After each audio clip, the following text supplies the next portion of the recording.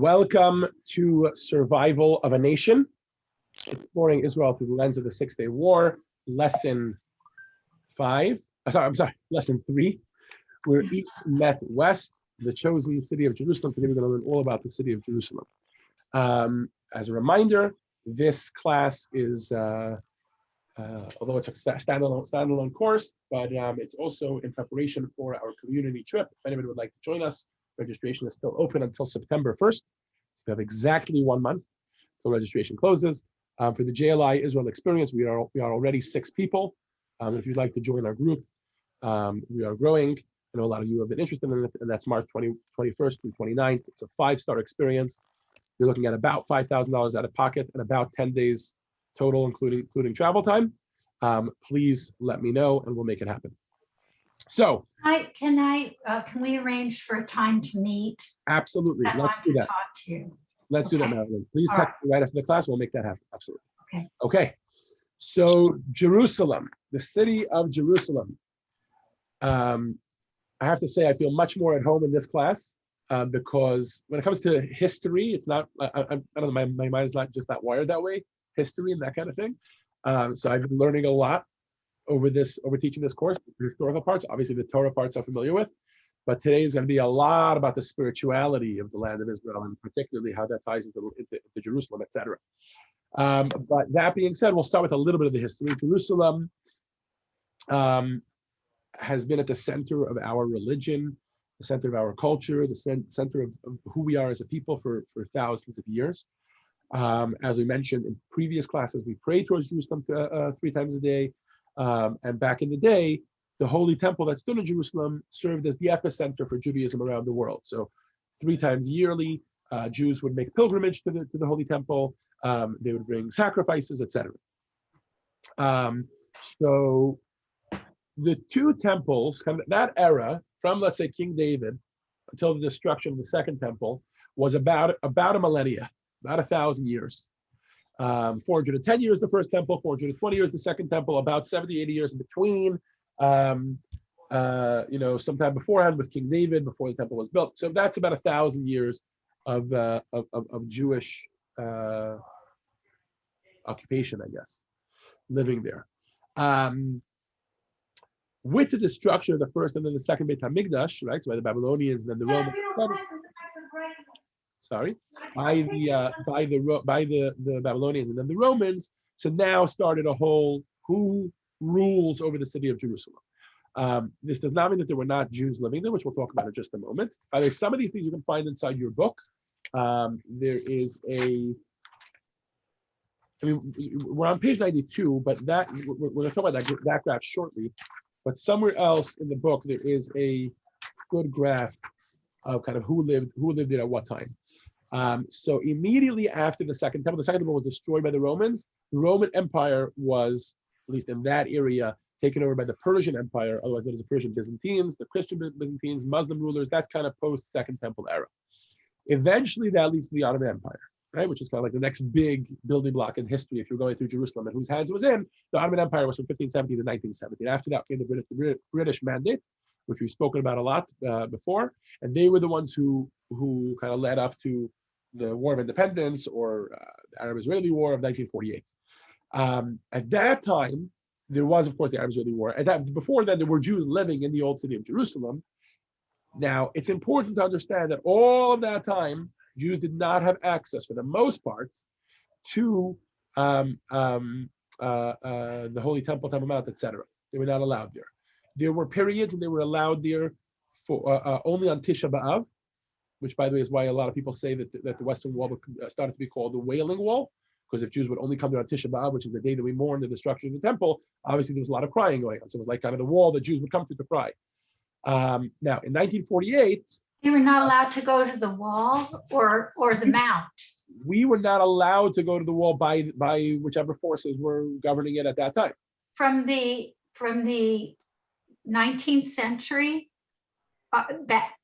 Pretty much, yeah. Pretty much. We'll go through it a little more in detail shortly. This says 1870. So do you think this is Tisha B'Av? Which 1870? What do you mean? Where are you saying? The picture, I'm looking at the picture of the This wall. picture would have been, It says 1870. I believe so. I believe it would have been Tisha B'Av. So the Roman Emperor Hadrian expelled Jews and And limited it's interesting, women are at the wall. It's a picture of all women. There are women at the wall today too. What do you mean? I know, but there weren't for a while, right? Oh, no. There's always a women's section. The women's section and the men's section. It's just tzniut. Here also, we're looking at the women's section. Now, today. No, but I'm saying what we're looking at this picture. Yes, the women's section. The women's section, presumably, yeah. Now, it's interesting. It's interesting. I don't remember this. On one of the stones, there's inscription in Hebrew. I don't know. Is it still there? I don't know. I don't know. That's that question. Well, you don't go there. No, of course I go. No, but I mean, it was a different area. They were different areas. Right. That part I can't speak of with this picture. I'm kind of trying to give you a general history. Whether that inscription is from the temple, I highly doubt it. Whether that inscription was at some point it was there and then it came, I don't know the answer to that question. So now, during that whole era, right? So we have to kind of go through it and talk about Jewish access, right? So in 135, which is kind of right after the destruction of the temple, the Roman Emperor Hadrian expelled the Jews. In other words, this is kind of, for those that are familiar, Tzom Gedalia, this is kind of the end of any Jewish leadership of some sort in Jerusalem. Because when the temple was destroyed, there was some sort of Jewish presence and Jewish leadership, etc. But in 135, the Emperor Hadrian expelled the Jews, and that's when the access was limited only to 9 of Av. That goes until 638, right? This is CE. This is not BCE. This is CE. The Arab Congress allowed the Jews to come back. Believe it or not, the Arabs were the nicest. By the way, during that period is when Jerusalem is called. Anybody know? Because I don't know how to pronounce it. Aelia Capitolina or something like that, right? I think that's what Hadrian called it. Something along those lines. Something in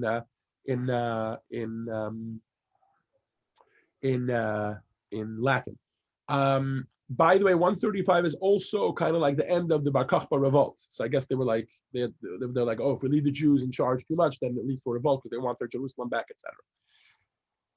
Anyway, so Jews were allowed back into the city by the Arabs. And since that time, Jerusalem had a steady Jewish population. Okay, so from 135 till 638, there's no Jewish population there, except for Tisha B'Av when Jews are allowed to wail at the wall. And then the Arabs allow the Jews back in, and that goes through the Ottoman Emperor, the Ottoman Empire, and the British Mandate, etc. They were finally expelled. I'm sorry, not by the British Mandate. Up until the British Mandate, they were expelled by the Christian Crusaders during the British Mandate. Okay, now this is where we get to. In 1948, at the victory, so to speak, of the Jews with the War of Independence and whatever they were left with at that time, which was Israel, from 1948 to 1967, that's when East Jerusalem and the Old City come under Jordanian control, and Jordan denies access to the Jews. And that, hold on, let me just share this again with the audio, like a little bit here. And that brings us to this video, which will kind of summarize during the 6-Day War, which is, as always, we're going to study from, we're going to use the 6-Day War as a springboard. This will kind of show us the background to what happened and how the city of Jerusalem was reunited.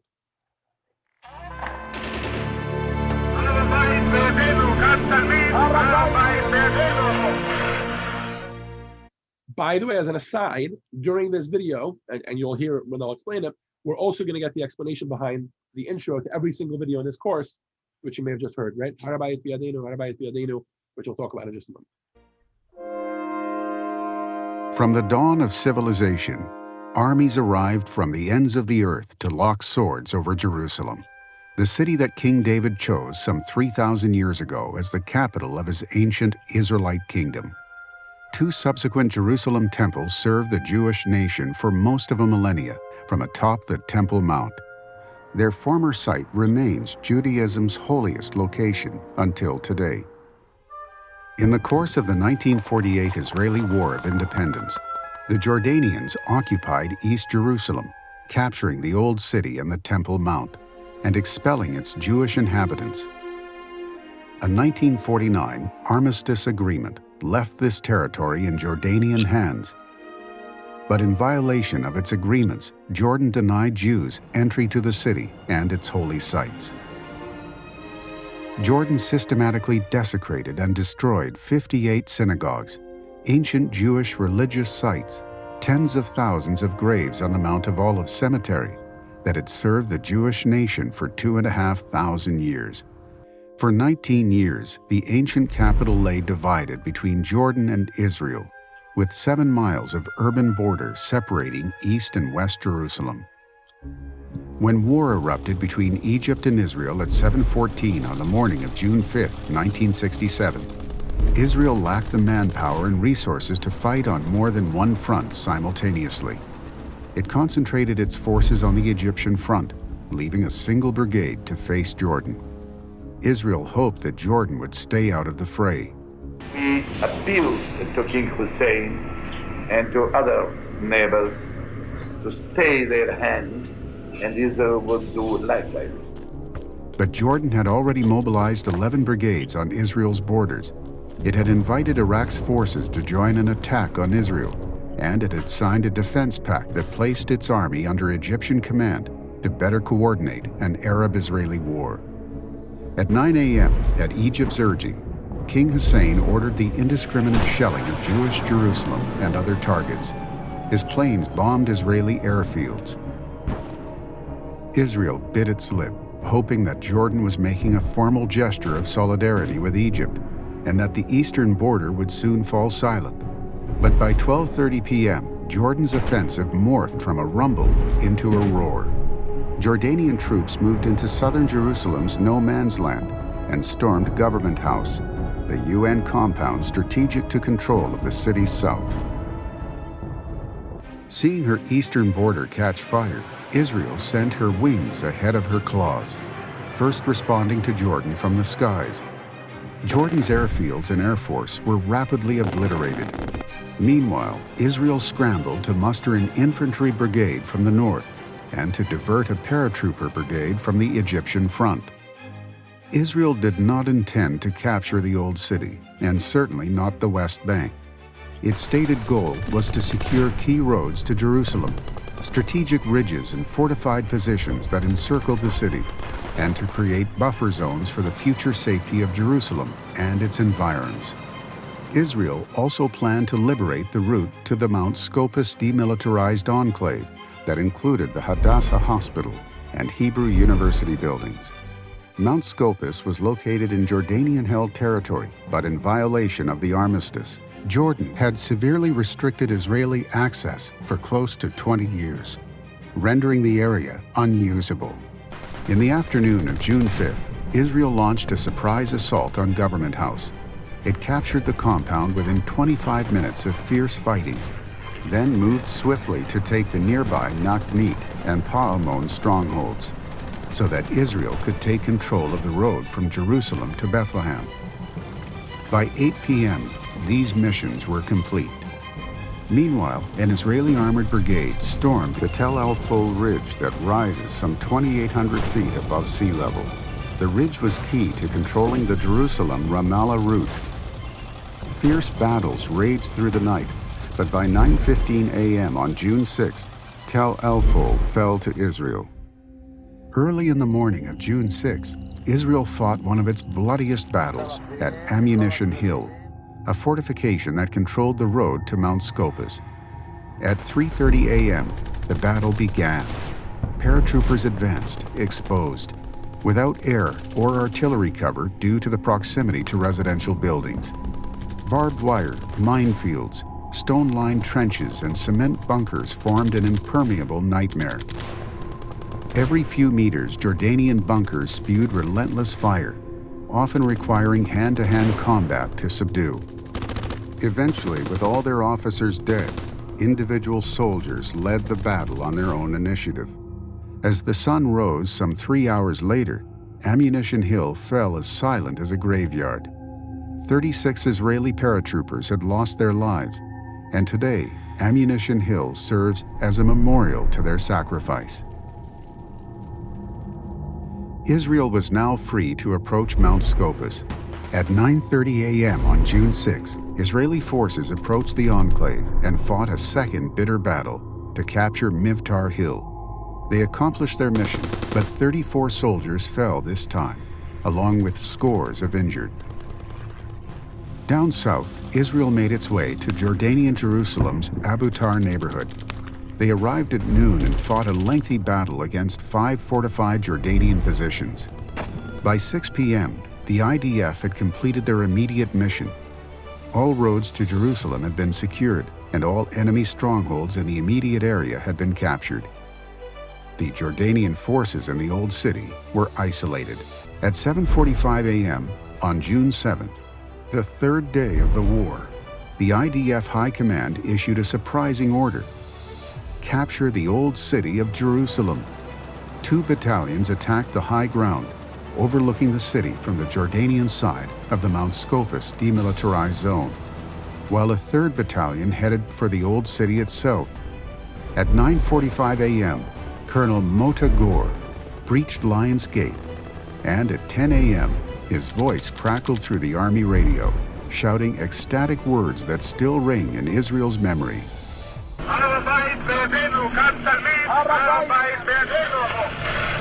The Temple Mount is in our hands.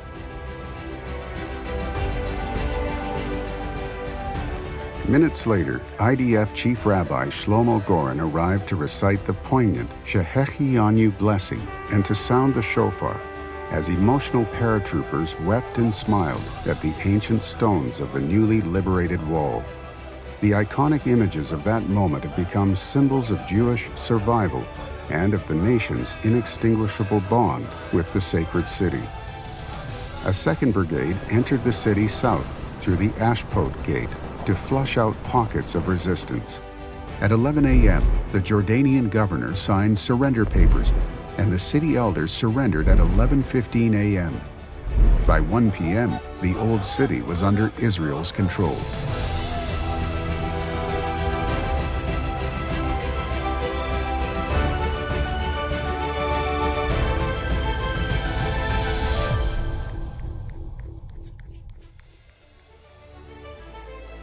This is why.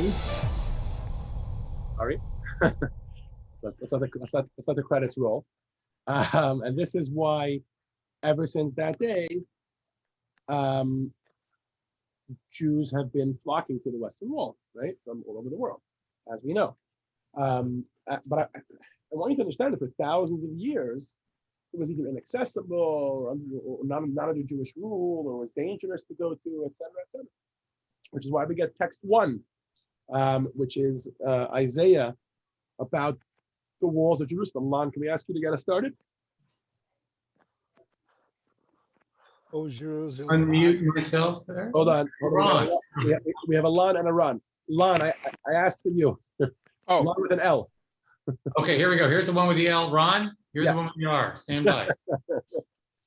O Jerusalem, I have appointed the exiled Jewish nation as watchmen over your walls. All day and all night, they shall never cease praying for your welfare. Be not silent, you who remind Adonai of Jerusalem's devastation. Give him no rest until he establishes and makes Jerusalem the praise of the earth. Okay. Beautiful, Jerusalem. And we're all sitting in a class. Everybody's thinking, I don't understand. We need a class on like Jerusalem. It's so important to the Jewish people. Like, Rabbi, come on, right? So what I'd like to do with you over the next 70 minutes or whatever it is that we have left is I'd like to try to give you a full history of Jerusalem. And at the same time, while we do that, talk about the spiritual significance of particularly the capital of the land of the Jewish people, which is Jerusalem. We're going to start by saying something pretty shocking, which is, and I kind of gave it away by saying it's shocking. Maybe I should have asked you guys and quizzed you guys. Anybody want to try? How many times does the name Jerusalem find itself in the 5 books of Moses? The answer is 0. There's not a single time in the entire Torah. In Tanakh, yes. In other words, in the prophets and the scriptures, etc., yes. But in the 5 books of Moses, Jerusalem is not mentioned. The word Jerusalem is not mentioned once. Now, the city is referenced, particularly the Temple Mount, very often. We're going to go through some of those. But the city of Jerusalem itself is not referenced. Joanne, if you can get us started in text 2, is the first reference to the mountain which we know as Temple Mount, which the Torah calls Mount Moriah. Go ahead. So we're quoting it here from Maimonides, but he's going to talk about some of the times that it's referenced in the Torah. Go ahead. This is text 2, right? Text 2, please. Yes. Isaac was bound and prepared as a sacrifice on the temple's future site, as it is said, "Go to the land of Moriah and offer Isaac there as a sacrifice on a mountain that I will show you." And in Chronicles it is said, "Then Solomon began to build the temple of God in Jerusalem on Mount Moriah, where God had appeared to his father David on the site that David had prepared to build the temple, on the threshing floor of Araunah the Jebusite." According to unanimous Jewish tradition, the site upon which David and Solomon built the altar, on the threshing floor of Araunah, is the location where Abraham built the altar on which he prepared Isaac for sacrifice. Also, according to our tradition, Noah built an altar on this site when he left the ark. Cain and Abel offered their sacrifices on an altar on this site. Adam offered sacrifice there after he was created. In fact, he was created from soil taken from this location. Our sages said man was created from the place where he would find atonement. I have a question. Yes, go ahead. I have a question about the comment about Noah. I guess it's a tradition, but I thought the ark landed on Mount Ararat, which was Armenia, or now it's Turkey, Correct. which isn't exactly close to Jerusalem. Okay, you have a question. I have a confession. When I was prepping this class, I had the same question, and I do not know the answer. I would say the answer is from a spiritual perspective. I don't This know. is It seems where talking pretty they literal. landed according to Maimonides. Right. It seems to be pretty literal. Also, Maimonides is not exactly one of those, especially not in his Mishnah Torah, which is a book of laws. He doesn't usually wax spiritual. So I don't know the answer to that question, Joanne. But as usual, you have given me homework. And if I hope that I have a good track record that I will try to get back to you as best as I can. I will look into it. You know, you say surprisingly that the Torah doesn't mention Jerusalem. Right. But the Torah ends with Moses not going into, the Jews were in Jerusalem. Hold on. They weren't in the sea, and there was no Jerusalem. Hold on. It was obviously a threshing floor. We're talking about Israel. Jerusalem, of course, existed. But I think what you're referring Did it exist? Israel is mentioned all the time in the Torah. Israel is promised to the Jewish people the land of Israel, the land of Canaan, the whole thing. But Jerusalem, specifically that city, is referenced by events that happened on the Temple Mount, but never by the name Jerusalem as a city. That's the only point that I was making. Yeah, because it wasn't, was it actually a city, Jerusalem, before the Jews went in there? It was. And the Talmud has discussion about when it started being called Jerusalem and why it's called Jerusalem. And we'll get to that. Hold on. For now, what we're doing is just to recap what Joanne just read for us are these Temple Mount events, right? So if we were to try to do it chronologically, so according to many traditions, Adam was created from the soil from Jerusalem. There was, of course, the binding of Isaac. There were many very prominent altars that were built in that space. And the reason that this was all happening is because these people prophetically foresaw that this was going. So some of it is the reason why the temple is there, right? Our sages mentioned, man was created in the place where he would find atonement. So God wanted to create the man, and then later on give him the opportunity to find atonement there. And the rest of them were kind of tuning into a tradition that they had, which is that space is a very holy place to do that. We'll talk later about another instance where it's mentioned in the Torah, which is Jacob famously falls asleep there, right? And then he wakes up in Parashat Vayetze, in Genesis, and he wakes up and realizes that this is such a holy place. He also brings a sacrifice there, and he makes a pact there, etc. Whatever, a whole bunch of things that happen there. But my point is that he kind of like taps in spiritually, which is what Lon was talking about, spiritually speaking, to the place. He recognizes that there's something here. There's more than just meets the eye at this place. But we'll get to that experience shortly. So I guess the point I'm trying to make, Marilyn and Joanne, is that even though the name Jerusalem doesn't appear, Jerusalem is referenced with episodes that happen there all the time. Joanne, you have a question? Well, I thought that the first place in Israel, I mean, there was another place before they went to Jerusalem where the ark was, and I can't think of the name of it right now. And then they had to move everything. Shiloh. Yes, Shiloh. Shiloh. Right. We're going to talk about that shortly. So hold on. Okay. So let's keep going through history. Okay, so then the Jewish people arrive into the land of Israel, right? As Marilyn just pointed out, Moses passes away. He does not enter the land of Israel. He has a student by the name of Joshua who takes over, which is the name of the first book that we have after the 5 books of Moses, right? The prophets. The first book is called Joshua. And Joshua leads the Jewish people into Jerusalem, and that is the first reference that we have to Jerusalem. Interestingly, though, it's not conquered by the Jews. We'll talk about that in just a moment. So Joshua leads the Jewish people 7 years of conquest of the land of Israel, 7 years of settling the land of Israel by the tribes, but Jerusalem is still not conquered. Ron, with an R, if you can read for us, please. Text, please. As for the Jebusites that inhabited Jerusalem, the children of Judah could not drive them out. The Jebusites dwelled in Jerusalem alongside the children of Judah to this day. Okay, so why was Jerusalem not captured at that time? So there's actually a few reasons. Well, no, I'm sorry. There's not a few reasons. There's actually a few locations, is what I was going to say, in Israel that were not conquered by Joshua. We're not kind of settled by the Jewish people as they conquered the land of Israel with Joshua entering the land. There are a few locations like that, and each one has its own reasons. Some of them are negative reasons. This one actually has a positive reason. Okay, so in order to understand this, we need to back up a little bit, back to the Torah. Okay, there's this story with Abraham Avinu, Abraham our forefather, and a man whose name is Abimelech. Abimelech is the king of that area of the Jebusites. He's the Jebusite king at that time, living in this space. I think according to some commentary, they want to say that it's actually the children of Chet, because there's 2 treaties that Abraham made. Either way, Abraham makes a treaty with Abimelech, or with the people of Chet, whatever it is, and he says to them, swear to me that you will not lie to me or to my son or to my grandson.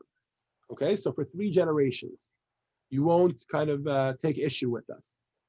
And they make this big mound of stones, etc. I think the place is called Gilgal for that. And anyways, a whole story. Now, according to most commentary, the Jebusites that inhabited Jerusalem were, so at least some of the elders were, grandchildren of Avimelech. And it took until King David's time for there to be no remaining 3rd generation descendants of Avimelech in Jerusalem, finally freeing the Jewish people from that oath of not fighting these Jebusite people. In the interim period, it means during the period when the Jewish people did not have Jerusalem, it's not like they weren't serving God. Remember, as soon as they received the Torah at Sinai, shortly thereafter, I mean, whatever, a little break for the sin of the golden calf, but shortly thereafter, they build this tabernacle, which you can see a beautiful model of on the screen, which is what Joanne was just referring to, which is called the Mishkan. It was kind of a traveling sanctuary, traveling temple for the Jewish people that traveled with them through the desert for 40 years and then arrived in the land of Israel with them. So until King David's time, where are the Jewish people bringing sacrifices? Where are they serving God? Where are they lighting the menorah? Where are they bringing the incense offering? Where are they attaining atonement on Yom Kippur, etc.? It's all happening in the tabernacle. So the tabernacle arrives in Israel with the Jewish people to a city called Gilgal. It has a few, boom, boom, Gilgal, Nov, Givon. It spends most of its time, as Joanna mentioned earlier, in Shiloh. In King David's time, which we'll see in just a moment, but he purchases Jerusalem from Aravna the Jebusite, which we'll talk about in a moment, which Joanne had started mentioning in her previous text. Then they said, so he purchased it, then King Solomon built the temple, and then everything moves to Jerusalem. When it does so, there's a new status that Jerusalem takes on, okay? First of all, it's important to understand that as per the division of the land of Israel, every area of Israel belongs to a particular tribe, okay? And here we can draw a parallel to the United States. The United States has 50 states. Each state has its own governor and its own government that kind of decides what floats there, right? Even though there's a federal government, but there's what floats in that state. And then we have Washington, D.C.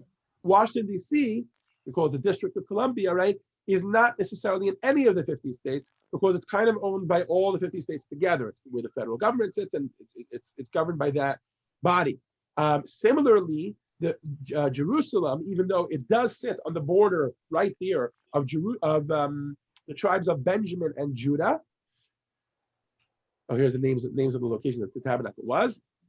But once it comes to Jerusalem, that area no longer belongs to Benjamin, no longer belongs to Judah. In other words, the tribes of Benjamin and Judah, but rather that area, the Temple Mount itself, belongs to all the Jewish people equally.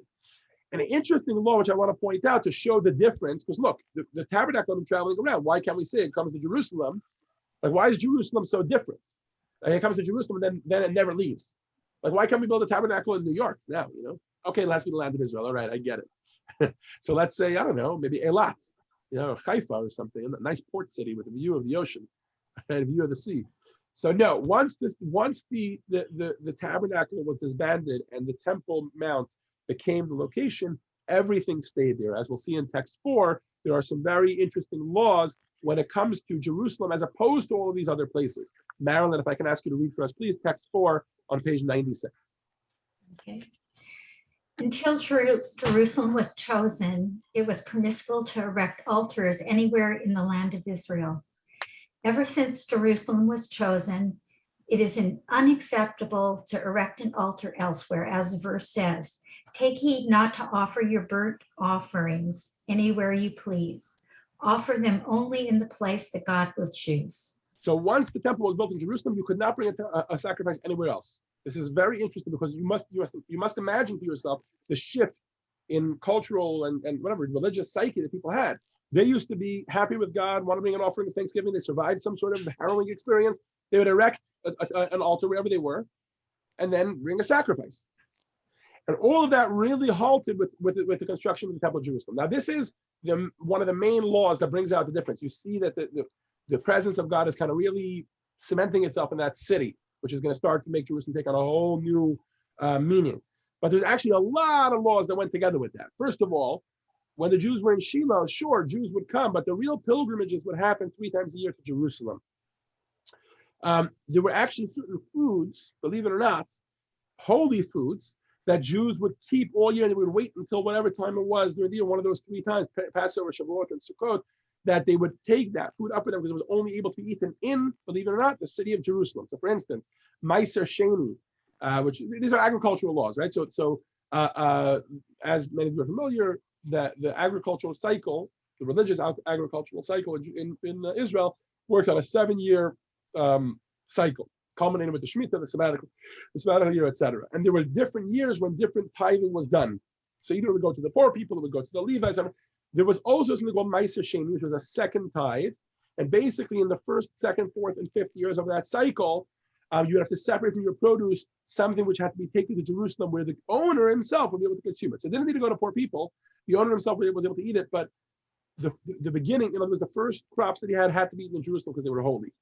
There are also lots of other kind of holy foods, whether it has to do with a sacrifice or whatever it is, that were only able to be eaten in Jerusalem. Here's another thing. There were certain laws that applied to Jerusalem which didn't apply anywhere else. So there were no Airbnbs in Jerusalem. I'm sure today, not I'm sure, I know, I've rented myself in the past. There are many Airbnbs today in Jerusalem. But back in the day, they were actually illegal. Okay, which means that under Jewish law, because Jerusalem belonged to all the Jewish people as a whole, so no Jewish family in Israel was allowed to charge for hosting someone for the pilgrimage holidays. You would have to host them free of charge. That's another law that applied only to the city of Jerusalem. Until this very day, one of the laws that applies is the law of leaving a corpse in the city walls overnight. Let's hear about some of our history buffs, or if you've heard this story from me over and over again, because I say it all the time. Anybody familiar with the story of Rabbi Yochanan ben Zakkai and how his life? Okay. So Rabbi Yochanan ben Zakkai was a leader of the Jewish people during the era of the siege of Jerusalem, which eventually led to the Roman destruction of the Second Temple. During that time, he was brothers-in-law with one of the leaders of the Jewish extremist group, which wanted to fight the Romans, and the rabbis were trying to kind of have more of a peaceful arrangement, etc. Without getting into all the politics at the time, because they were brothers-in-law, they kind of hatched a scheme that they knew they would never be able to get their groups to agree, but they were like, we have to figure this out, like that this doesn't end in disaster.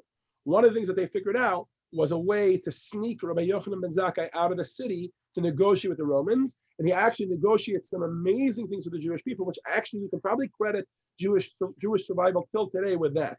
Which means one of the things that he asks for is for rabbinic leadership to continue after the destruction of the temple. And they grant that to him. Whole story how he curried favor with the leader there, etc. Some of you might be like familiar with the story. What I would like to point out is that the way that he snuck out of the city was by pretending to die.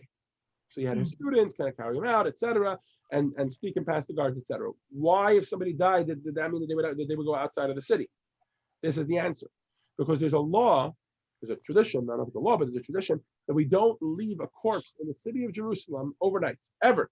Any person who has ever died, any Jew who has ever died in the history of the Jewish people living in the city of Jerusalem has never stayed overnight in Jerusalem. They would immediately take it outside of the city and bury it whenever, whatever. You know, and they can be buried in Jerusalem, but they'd be buried immediately. I'm sorry. Graves in the city of Jerusalem are not allowed. There's no one buried in the city of Jerusalem except for great kings, such as kings of the Davidic dynasty, Huldah the prophetess, etc. What about the graveyard that's depicted in that film that we saw in the beginning? So it looked like a huge Mount of Olives. That's right outside of Jerusalem. outside. Okay, thank you. Side of the whole old city. Right. I was going to say it's in Jerusalem. It's outside of the old city of Jerusalem, which is obviously when we talk about all these laws, we're talking about the old city. I don't believe that any of these laws extend to the larger city of Jerusalem. Okay. Here's an interesting one. Okay, this ties into marital life. Okay, so Judaism has all sorts of laws, but women's rights and men's rights in the marriage, etc., and the whole agreement and the ketubah, etc. One of the things is, right? Kitty and I have always had a conversation about how I was like a real New Yorker, and I still, every time I come back from New York, I say it's the greatest city in the world. And she always talks about how she schlepped me to Pasadena, and I live in Pasadena now, etc. Right? So let's say a couple has a disagreement, and one spouse does not agree to join the other spouse in moving to, you guessed it, Jerusalem. So it turns out that in Jewish law, this is considered legitimate grounds for divorce. Isn't that interesting? And that's another place where Jerusalem comes out. I'm kind of trying to give you a brief overview here. There's probably a slide that I should be following along with while we do this. Yeah, here we go. We spoke with the festival pilgrimage, the offerings and the tithes, no house rentals. A corpse may not remain overnight in the city, no graves in the city. Spouses can oblige to relocate, and that can be grounds for divorce if they can't work it out. One more is the holiday of Purim. This was a little bit of a cop-out because technically it applies to any city that is surrounded by a wall since the time of Joshua, which might also be Safed and Jaffa and Akko and Tiberias and Damascus and Izmir, which are in Syria and Turkey respectively. But either way, Jerusalem is the one place that today that is kept where Purim is one day later than the rest of the world. So these are some of the kind of like the legal ramifications to the city of Jerusalem. Okay, but what I'd like to try to address with you is what is the inner nature of Jerusalem? Okay, what is the spiritual nature of Jerusalem? And to this, let's get back to a different question which we asked earlier, which is why is Jerusalem never mentioned by name, even though its stories that happen in Jerusalem are mentioned? Why is Jerusalem never mentioned by name in the 5 books of Moses? So the Rambam, Maimonides, suggests a reason. Heidi, if I can ask you to read it for us, please. We are holding text 6. We're on page 99.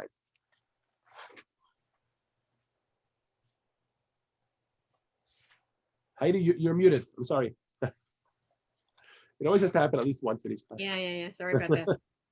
For 3 reasons, the name of the place is not distinctly stated in the Torah, but alluded to in the phrase, the place that God will choose, etc.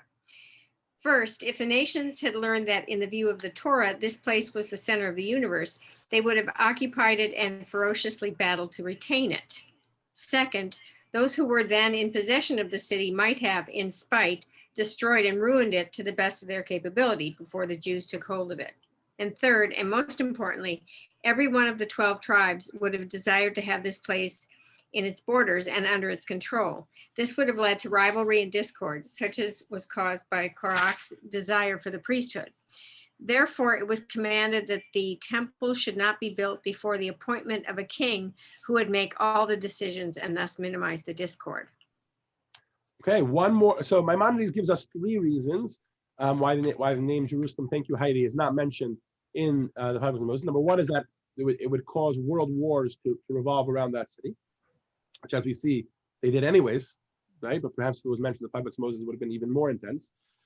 Nations would ruin it in order to deprive the Jewish people of it, or it would cause discord among the Jewish people themselves, because everybody would want to be in control of the city of Jerusalem. The Maharal, sorry, here we go, we have 3 so far. The Maharal I'm sorry, the brother of the Maharal, Maharal being the famous Maharal of Prague,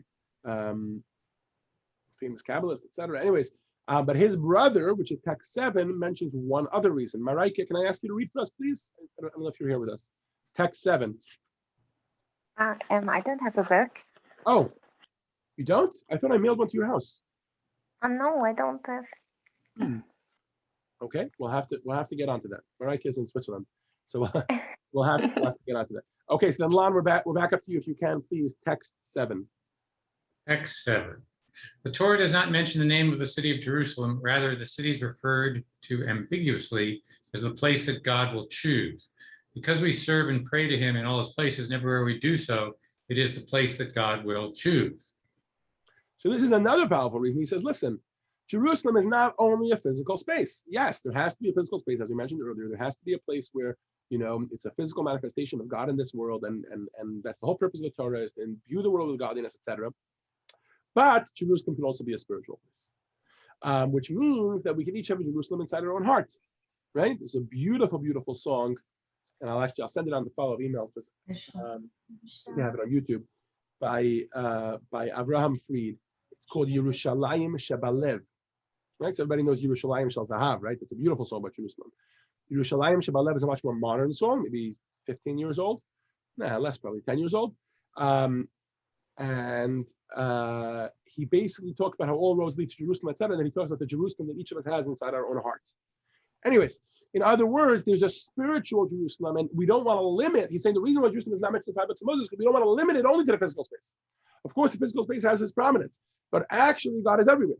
And if we choose to make our our lives home for God, then our lives become a Jerusalem. Our home becomes a Jerusalem. Our shul becomes a Jerusalem, etc. And text 8 really has a visual. Sorry, Lon, you want to ask a question? No, I want to make a comment. Okay, go ahead. When you talk about Jerusalem as a spiritual space, I completely agree with that in the most important aspect of Jerusalem, frankly.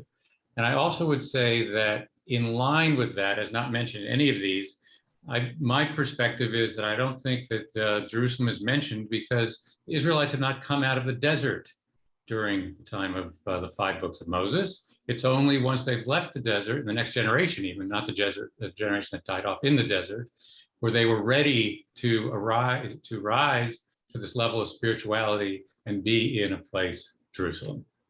Amazing, but the answer that's all I got. Hold on, but the answer is insufficient. The reason I think the reason that Maimonides and the Maharal and all these people are looking for this answer is because it doesn't look. They don't even enter the land of Israel while the book is going on. Right? I will try to speak more slowly. Sorry, Joanne. They don't even enter the land of Israel before the 5 books of Moses end. And yet the land of Israel is mentioned many times, not in the sense that the Jewish people went there or that they were ready for it, but that this was promised to the Jewish people, it was going to happen, it's promised to Abraham, etc. Now, you could say, okay, but nothing happened for them to mention Jerusalem, but that's actually not true. As we mentioned earlier, there are a good 5 or 6 times in the Torah when Jerusalem is spoken about, but it's never mentioned by name. It just talks about the place that God will choose for the temple, or Abraham brought a sacrifice on this special mountain, which was holy. It doesn't say necessarily that this was Jerusalem. True. That's their question. You have opportunities to do so. Why wouldn't you? Because it wasn't yet understood, in my opinion, it wasn't yet understood by the Israelites who were traveling through from their Yetzer Hara to their Yetzer Tov in their process of being in the desert. So they didn't understand it yet. And so it's one of those stories where they deliver you more later when you hear more and understand more. When you earn it. When you earn it. Okay. I like the idea. I don't think it's sufficient to answer everything, but I think that idea has a very strong validity to it. And it's exactly what we're talking about now, about the idea that there's a Jerusalem in your heart that you have to kind of work on, and you have to earn, and you have to get to, right?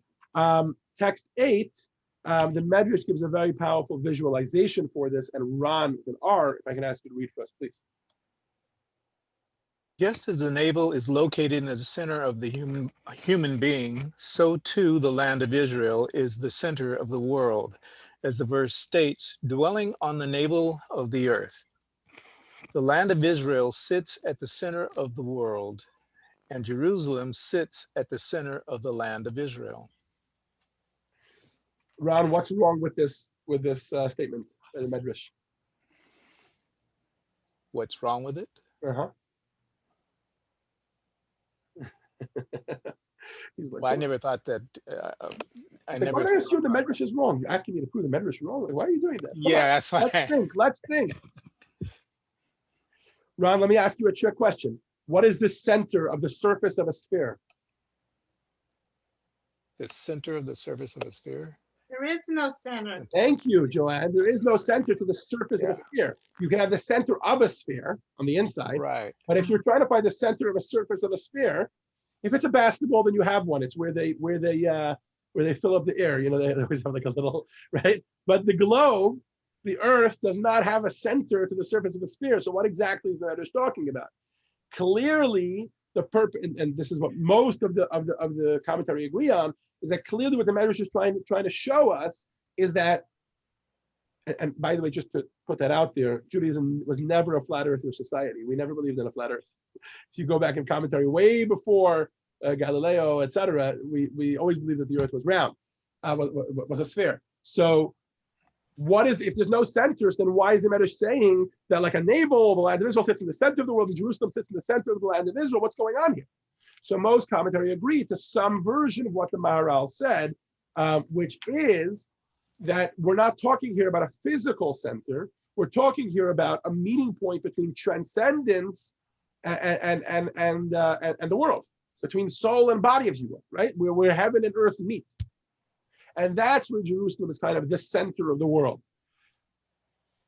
And I think like Lon mentioned earlier, that could be another reason why it's not mentioned in the Torah.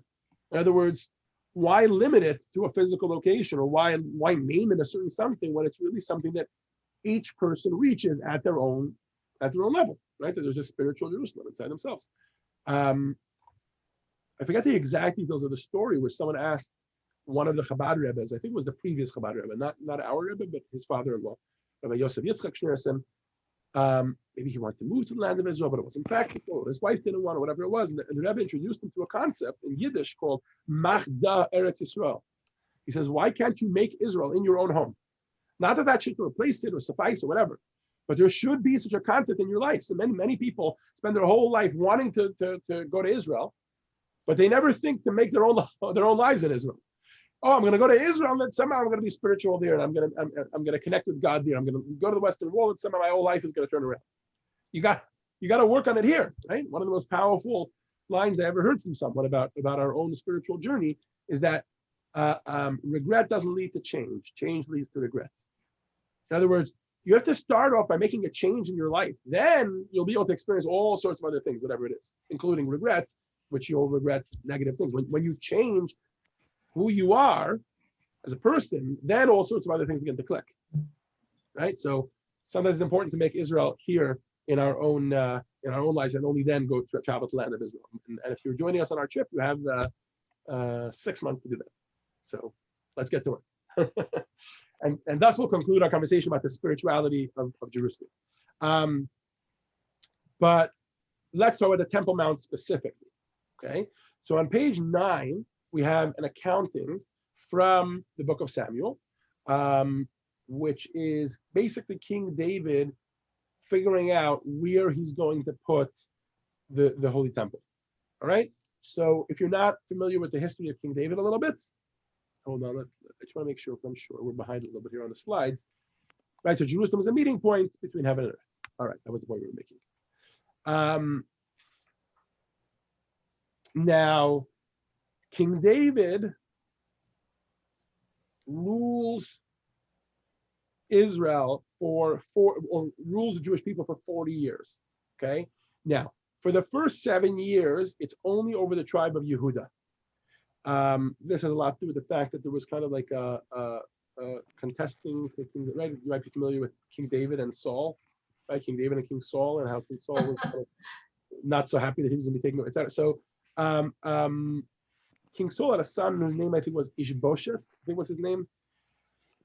Anyways, eventually King David becomes the king over all of the land of Israel, or at least over the tribe over all the tribes of Israel. And that's 33 years that he's the king over all of Israel. Towards the end of his life, King David makes a huge mistake. So one of the first things that he does when he becomes king of the land, as we know, is he conquers the city of Jerusalem and he establishes his capital there. But towards the end of his life, King David made a huge mistake. He decided to conduct a census of the Jewish people. Anybody? What's wrong with a census? Joanne? Well, you're not supposed to count Jews. Very good.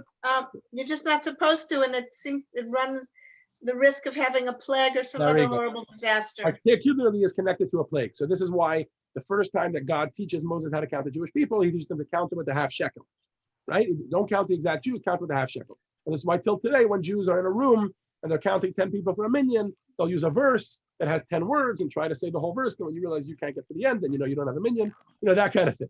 So we don't. Or if you ask somebody how many children they have, they sometimes say, oh, 5 or 6, like they don't know. Right, exactly.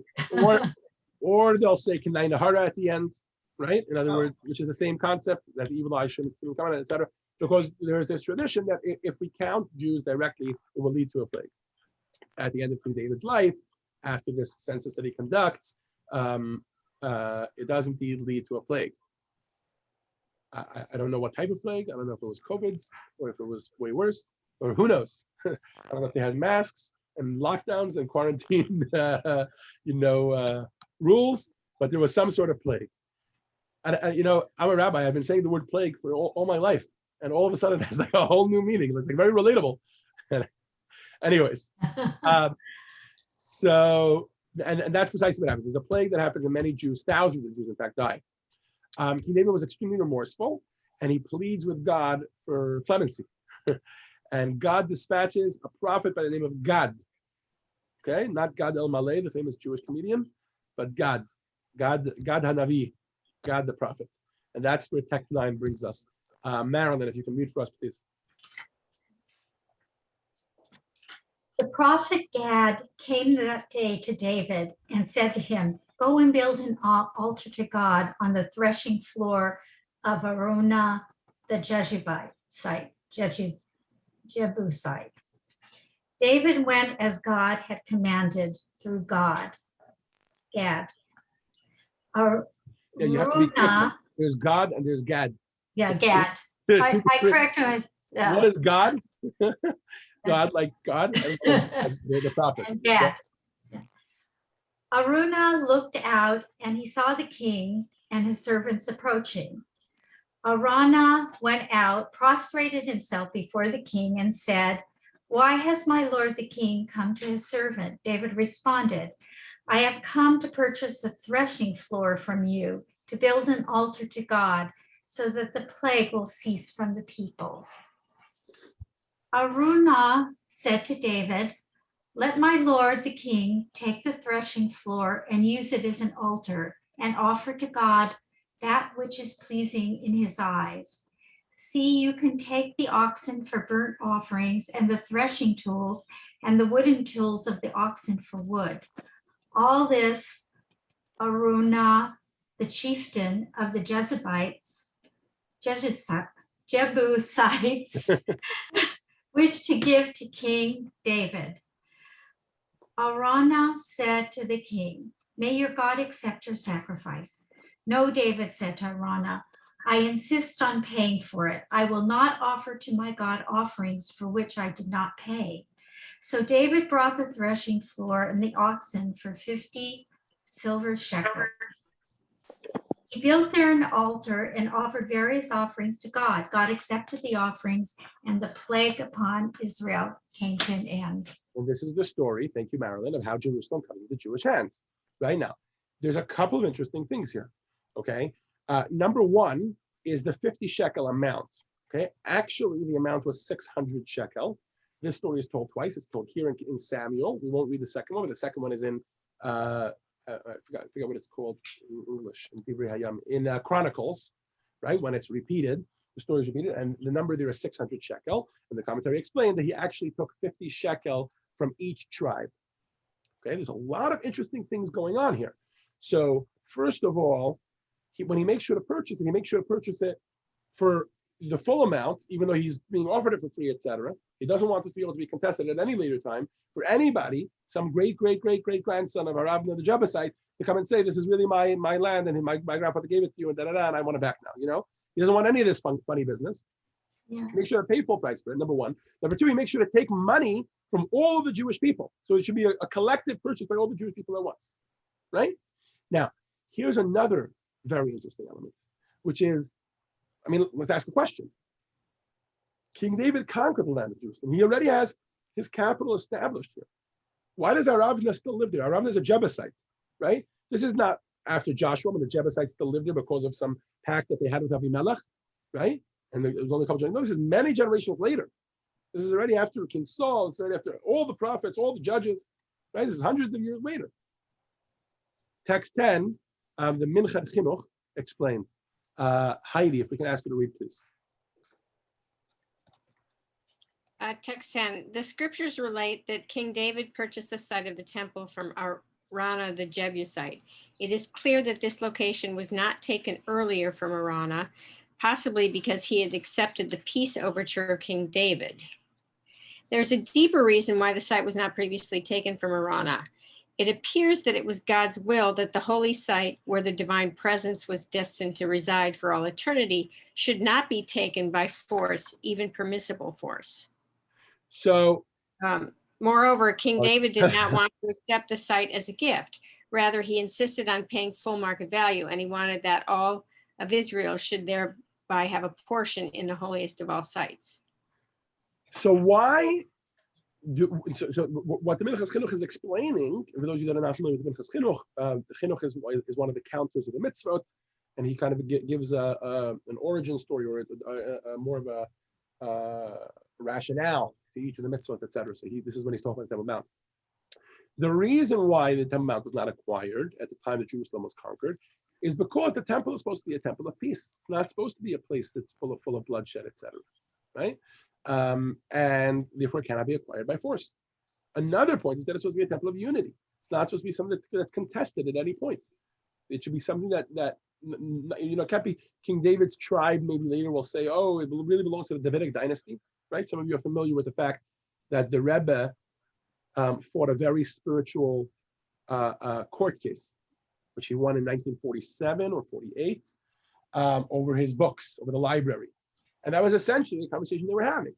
Does the multi-million-dollar library, which has spiritual value as well, that Chabad owns, did it belong to the Schneerson family, meaning the Rebbe's father-in-law, which is what some of his grandchildren that were not Rebbes were claiming, or did it belong to the Hasidim? Did it belong to the entire Chabad community? Right? Nobody wants that. You don't want that some leader should be the one to say, at least if you're a good leader, you don't want that later on people should be able to say, oh, it actually belongs to the Davidic dynasty, to the Davidic family, because he's the one who paid for it, or to the tribe of Judah, or to the tribe of Benjamin, or whatever, right? So just as that land became land that belongs to everybody, the actual Temple Mount had to be bought with funds collected from all of Israel, which leads the Medrash to give us a very powerful statement about 3 locations in Jewish history that have a very, very strong connection, a very strong foundation to why they belong to us. Joanne, if you can read for us, please, text 11. There are 3 locations regarding which the nations of the world cannot harass Israel with the claim that it is stolen: the cave of Machpelah, the holy temple, and the resting place of Joseph in Shechem. The cave of Machpelah, for it is written, Abraham agreed to Ephron's terms and weighed out for him the price that Ephron had asked, 400 silver shekels. The holy temple, for it is written, David paid Aravna for the site. Joseph's burial place, for it is written, Jacob purchased the plot of land from the sons of the ruler of Shechem. And look, in addition to these 3, there's also no,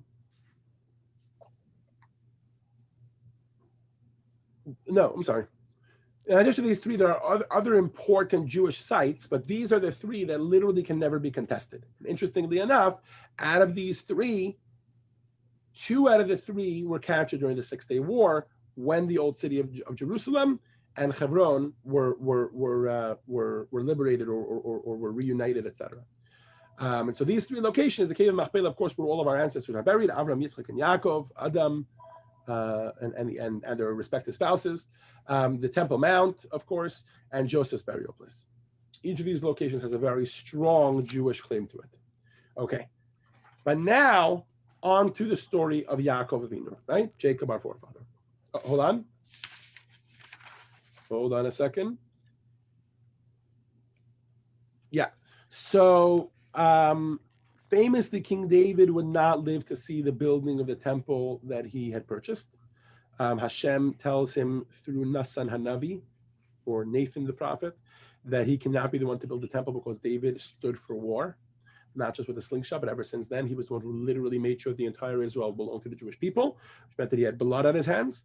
So before his passing, David explains to his son that God came to me and explained to me that you know, through the prophets, that I cannot build the temple because I have too much blood on my hands, but that you should build it. And King Solomon does build it. King Solomon, whose name actually is Shlomo or Shalom, stood for peace, and in all of his life he stood for peace. And it definitely ties into that same vein, that same theme that we're seeing here, that the temple had to be completely peaceful. That Shlomo Melech is the one that built the first temple. Of course, that temple stood for 410 years, destroyed by the Babylonians. Subsequently, the second temple, 420 years, and then it was destroyed by the Romans. Today, all that remains is the Western Wall. Just to make sure we bust the myths that we need to bust. Here we go. That's the history of the different temples that there were. The Western Wall is not one of the walls of the Holy Temple. The Western Wall is actually one of the outer walls, which was built by King Herod. They call it a retaining wall, I guess, because it kind of held up the entire Temple Mount, the area upon which Temple Mount was. And this was after the second temple was built. King Herod wanted to renovate and kind of revamp the Temple Mount. And he kind of rebuilt it to be beautiful. But this brings us to, hold on a second, before we get to that.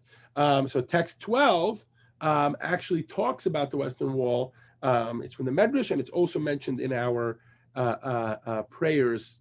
I think when we do the prayer of the moon. Like when we bless the moon.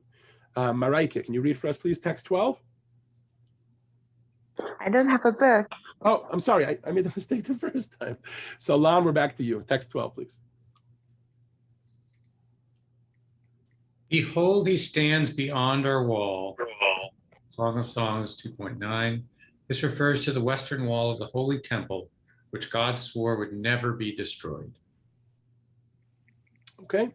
And since that time, the Western Wall has become, there's an age-old tradition that the divine, based on this medrash, that the divine presence will never leave the Western Wall. And since the destruction of the Beit HaMikdash, Jews have traveled from all over the world to attempt to pray or to actually pray, depending on the time in history, to pray at the wall. There's also a long-standing tradition to place notes with blessings for requests in the crevices between the stones of the wall. Now, it's not.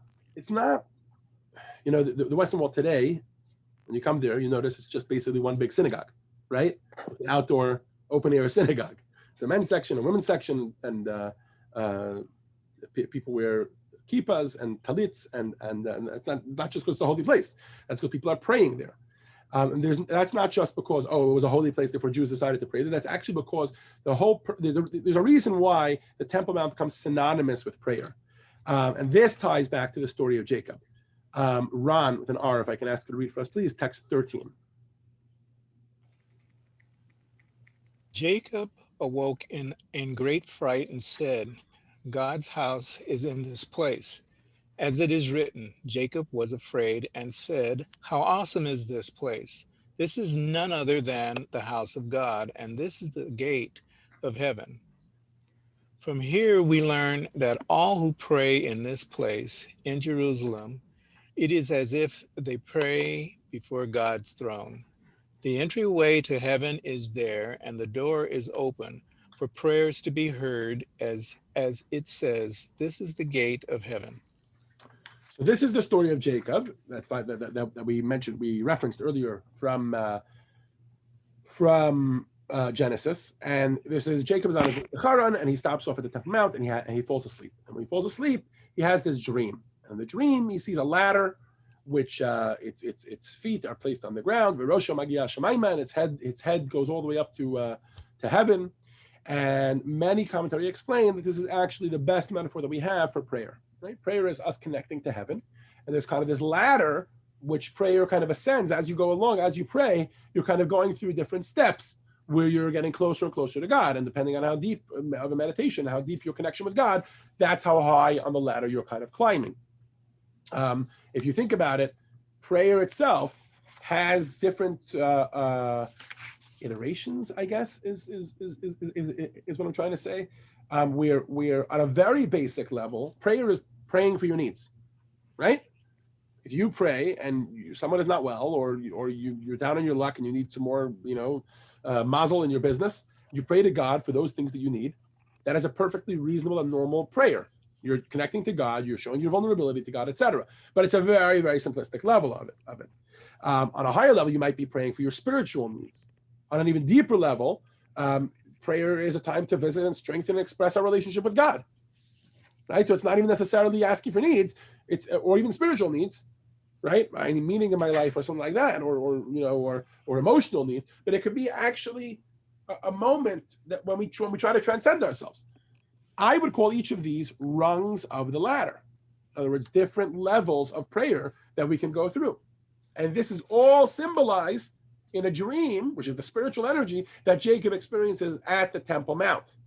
Text 14, Rabbi Dr. Nissen Mendel elaborates. Marilyn, if you can read for us, please. The higher level of the ladder of prayer is reached when we are so inspired as to want nothing but the feeling of attachment with God.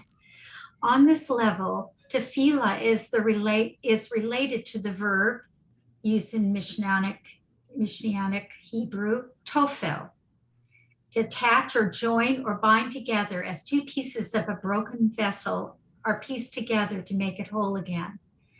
Our soul is truly a part of godliness, and it is therefore longs to be reunited with and reabsorbed in godliness, just as a small flame, when it's put close to a larger flame, is absorbed into the larger flame. We may not be aware of this longing, but it is there nevertheless. Our soul has, in fact, been called the candle of God. The flame of a candle is restless, striving upwards to break away, as it were, from the wick in the body of the candle. For such is the nature of fire, to strive upwards. Our soul too strives upwards, like the flame of a candle. So the highest level of prayer, the highest rung, so to speak, on the ladder of prayer would be when we're not praying for any needs at all. Not physical needs, not spiritual needs, not emotional needs, not mental needs that we have, right? But rather we choose to make this a moment of transcendence where it's all about our connection to God, as elaborated upon in this text. Thank you, Marilyn, for reading it for us. And this is all expressed in Jacob's dream, which, believe it or not, happens at the Temple Mount.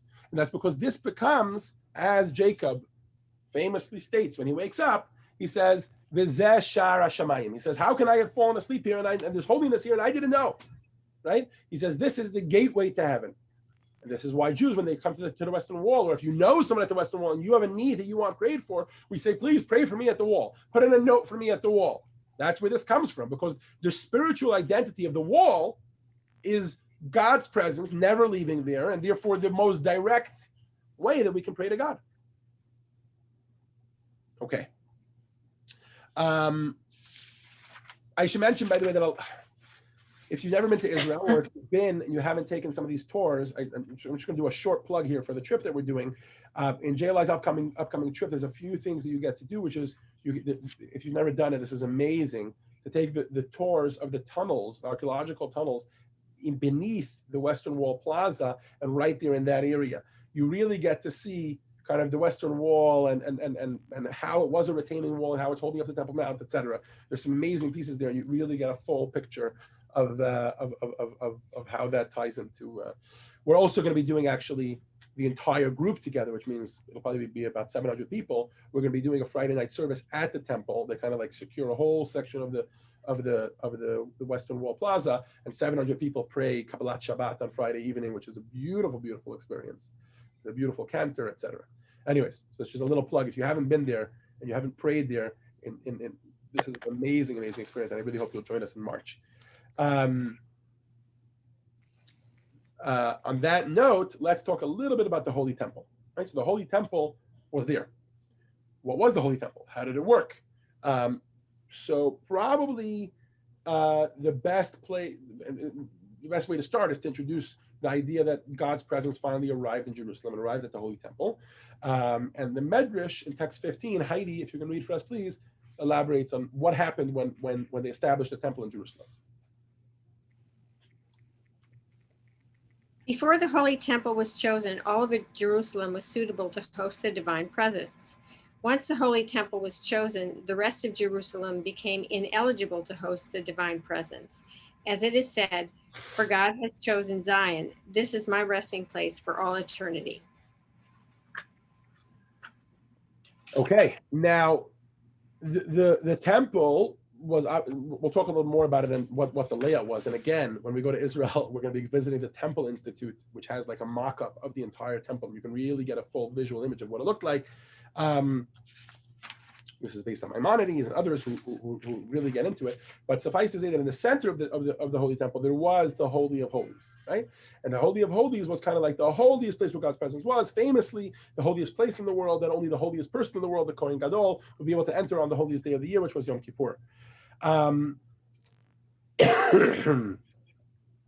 The Holy of Holies was built around the foundation stone, so to speak, of the Holy Temple, which was called the Eben HaShasiyah. The Eben HaShasiyah was the stone which tradition has that the entire creation of the world began from that stone. Some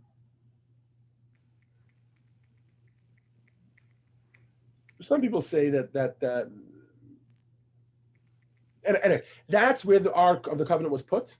And the Ark of the Covenant famously was in the first temple. And that after the first temple was destroyed, King Solomon had built these kind of underground tunnels where it's hidden, and even Indiana Jones wasn't able to find it. So clearly it's going to be gone until Mashiach comes. Some people, and that was kind of on that rock. Some people claim that rock is somewhere in the Dome of the Rock, and that the Dome of the Rock is kind of built over it. Yes, hence the name, the Dome of the Rock. I don't know that we have any, people cast doubt on that assertion. I don't know that that's something that we have empirical evidence for. But here's tying this always back to spiritual. Here's what I want to talk about. Just like in the Holy Temple, there was the Holy Temple, and then there was the Holy of Holies. So too in our own lives, we have the same concept. The Temple Mount would be kind of parallel or analogous to the human effort that there is in prayer. And then you have kind of like the Holy of Holies, which is the idea of transcending yourself. And according to tradition, this can only be accessed through Torah. Which I'm kind of jumping the gun here a bit, but that's going to be text 17. So you know what? Where are we holding here? I think Joanne, you with us? Yes. Okay. Can you read for us text 16? And then I'll interrupt for a minute, and then you'll read text 17 for us, please. All right. Am I on? Can you hear me? You are. We hear you. We're text 16? Yes. Okay.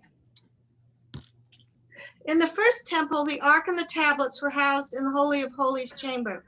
The Shekhinah, that is the revelation of God's infinite light, was manifest there and was expressed in the 10 Commandments etched in the tablets. The level of godly light that was manifest in the Holy of Holies greatly exceeded that of analogous spiritual Holy of Holy chambers in supernal worlds. For the 10 Commandments comprise the principles of the whole Torah, and the Torah derives from God's wisdom that wholly transcends the divine energy that is invested in creation. Moreover, the engraving of the 10 Commandments on the material stone tablets did not entail any metamorphosis or diminishment of the divine wisdom. Thus, while this material world functions through the garment of the physical laws of nature, the tablets are the handiwork of God, and the writing upon it is the writing of God. The tablets defied the nature of this material world. Thank you, Joanne. Let's go back to this slide for a second, okay? Because till now we've been really talking about the idea of prayer as the way to connect to God and what the temple signifies, etc. And it's important to understand that we really have 3 mechanisms for connecting with God. One, of course, is prayer. Another is Torah study, and another is action when we do mitzvot and we connect with Him. The Temple Mount as a whole really represents prayer. Okay, now prayer is an amazing way to connect with God. But remember that image of the ladder, the analogy of going from below to above. Prayer is almost entirely initiated by the human being, which means I come to God. This is how much time I have. I'm going to pray to you. I'm going to choose to pray to you, etc. Right? I come kind of on my terms, so to speak. A higher level, a more transcendent level of connecting with God would be Torah study. And that's what we're going to talk about in a moment. We're going to see throughout the Talmud and other places. They talk about the fact that when we don't have the temple, Torah study provides that same connection with God. Or when we don't have the Holy of Holies, when we don't have the Ark of the Covenant, Torah study provides it with God. The thing about Torah study is that Torah study is always divinely initiated. What does that mean? When you study Torah, you can't study Torah and say, I have this great idea. It's the E equals MC squared, and I'm going to just add it to the Torah. This is going to be my thought that I add to the Torah. It doesn't work that way, right? The whole idea of studying Torah is that you're studying God's wisdom. So it kind of always starts from God. Here's this idea that the Talmud is mentioning, or that there's some verses you see in the Torah that you don't understand, or there's this, I don't know, whatever, you don't get this idea and how this flows, etc. And you always start inherently with a take any question you've ever had in Torah. It always starts the same basis. This is godly wisdom, God's word. There's something about it that I, with my limited capacity, don't understand, and I am going to strive to figure out how to get involved with that transcendent level of God's wisdom, right? One of my favorite questions, I'm always asking questions on Facebook, and I highly encourage everybody to get involved, because the more answers I get to these questions, the more it really enhances the classes. One of the questions that I once asked was, tell me about a part of the Torah that you are uncomfortable with. Okay, in other words, tell me about something that the Torah relates that you are not fully, it's hard for you, you find it challenging to get on board with. And lots of people came up with lots of different things. There was slavery, there was killing the nation of Amalek, there was animals slaughter, or in general eating animals, there was sacrifices, I don't get that whole idea, all sorts of things. And what I felt, and I used this later on in the class, that's why I'd asked the question on the face, what I felt was that this really brought out a very strong element of our relationship with God. And when it comes to Torah study, we approach Torah study with this attitude of, it's God's wisdom, and I'm trying to fit myself into it, right? This is God's world, and we're just living in it. That's a lot of people throw around about a lot of people, right? Like when it comes to physics, we say it's Einstein's world, and we're just living in it, or things like that, right? And this is literally the ultimate way of saying this is God's world, and we're just living in it. That's when we come to study Torah. There is no part of it that is, oh, it's going to start from me. No, it's me trying to fit myself into God's wisdom. That's these two levels of the Temple Mount and the Holy of Holies, which is prayer, which is human effort, and Torah, which is godly transcendence. And this is borne out in text 17. Joanne, you were in the middle of reading for us. Please go ahead. Want me to continue? Yes, please. Text 17. Okay. Since the day the temple was destroyed, God has no place in this world aside from the 4 cubits of the study of halakha. Somebody's trying to get into the classroom. I don't think this is, it just says Zoom user. I don't think this is someone from our class. I'm going to leave them out. I've had my Zoom bombing experiences already. So the purpose of this text is to point out to us that Torah study is kind of like one of the deepest ways we can have a connection with God, kind of how we can make a temple for God in our own lives. One of the deepest ways is Torah study. It's at the very center of our relationship with God, because it's the vehicle for experiencing the greatest possible degree of unity with God. This is you, and I'm trying to get your wisdom, right? As anybody that's married knows, if you have a misunderstanding with your spouse, and you really don't get how their brain is working because you're of one gender and they're of the other gender, and they're a different human being than you, etc., and there's a situation where you really don't understand them and nothing seems to make sense, and then you try to surpass that and say, I want to get you, that's a very deep part of the relationship. You can really understand the other person despite having originally not been able to. What do they mean, the 4 cubits of the study of halakha?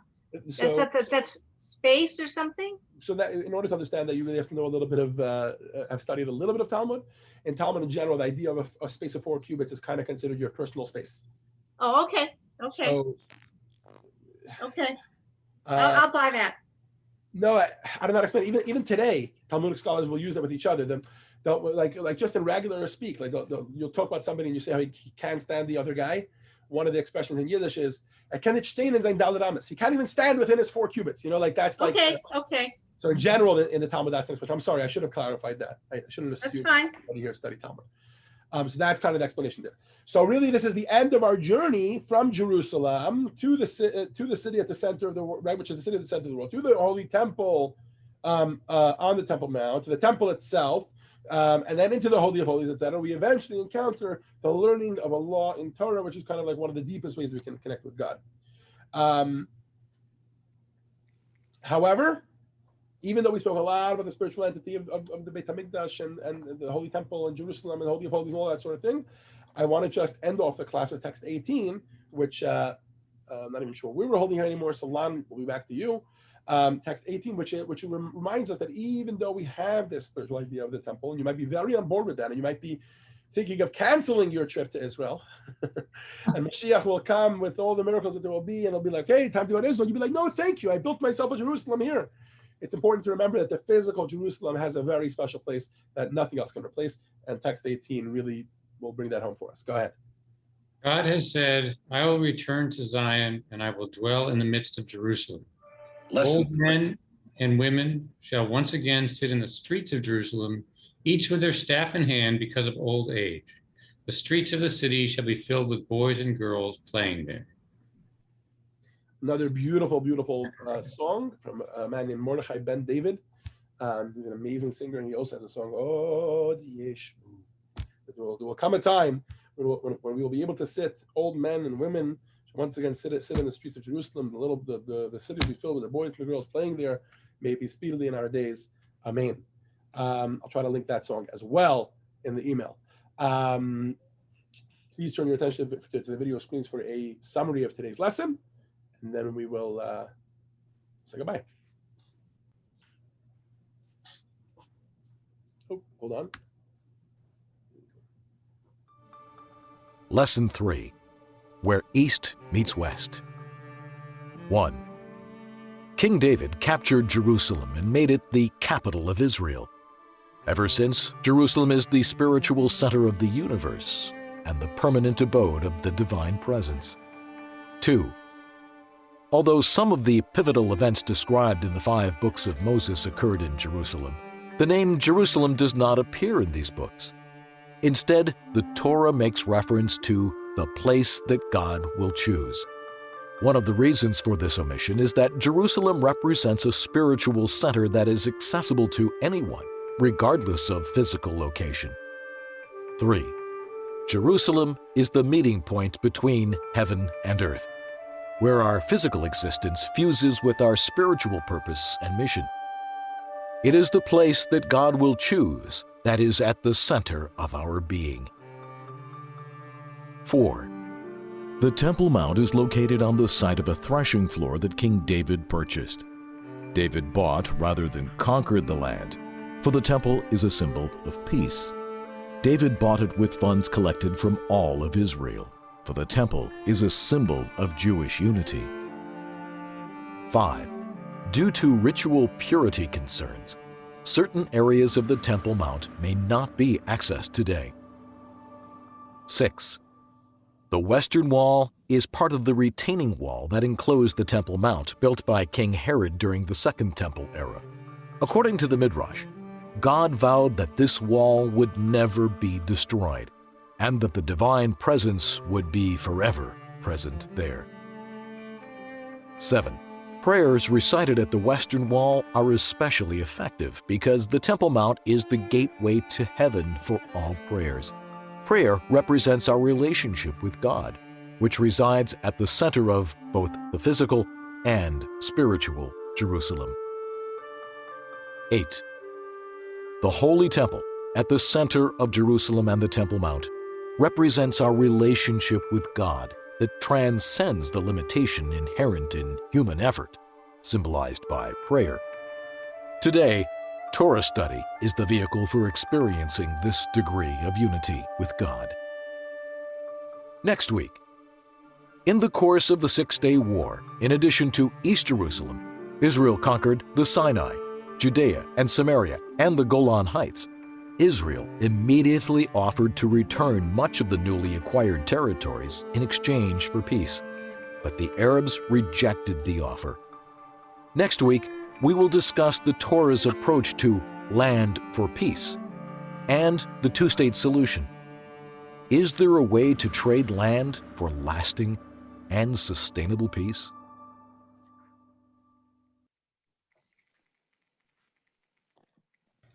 Thank you all for joining us for lesson number 3 of Survival of a Nation. This has been We're East Met West.